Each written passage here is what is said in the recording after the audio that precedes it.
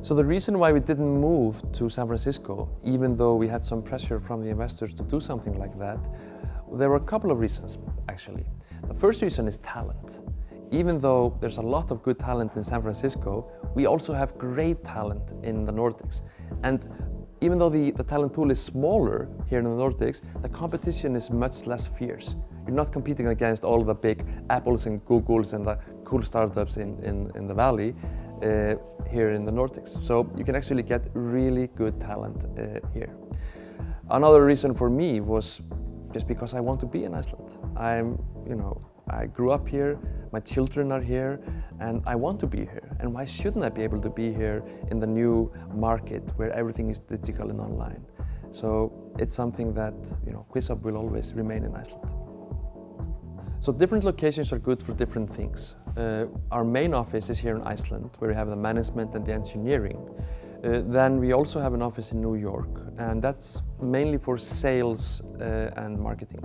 The reason for that is that we just recently had a new product that is aiming for enterprise sales, and it's really hard to do, eye-to-eye sales abroad. It's hard to do all these Skype meetings. You want to meet with these enterprises. So to be close to the market is important.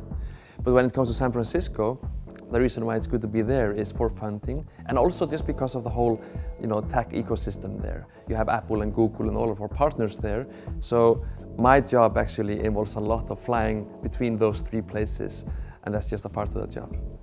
I think one of the main differences between the US investors and Nordic investors, is their attitude towards failure. This is something I experienced, quite heavily. Once I had done my first failure, I had a very hard time going to investors and, telling them about my plans. And then they would ask hey, so what have you done? And they would look at my failed product and they would get very skeptical. I could find immediately or sense immediately when I talked about the failure of my previous product that they would become very skeptical. On the other hand, in the US, when I talked about my previous failure, this was cherished. And I know that some funds in the US, they really just don't want to fund anyone that hasn't got a failure or two on his back. Because what failure does, it helps you learn. It helps you deal with difficult situations. And that is what makes a good entrepreneur in the end. So don't be afraid to fail.